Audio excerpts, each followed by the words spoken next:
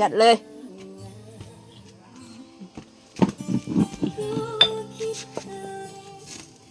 โอ้ยกิ้งตกดอยไปละต้องใส่เกลือหน่อยก่อนใส่กันไม่ใส่ค่ะ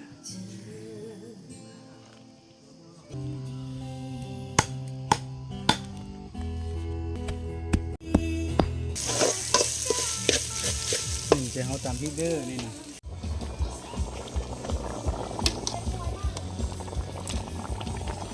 อันนี้จองอันนี้ขอจองครัวในนี่ขอจองใส่แต่พักอันเนี้ย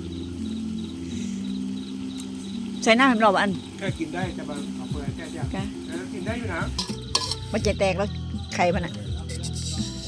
จองพี่ว่าสุกแล้วน่ะใส่พักได้บ่ เดี๋ยวเราก็กี้ตัวเขานี่แล้วเนาะ ใส่พักแล้วเนาะใบจันทร์มาวอด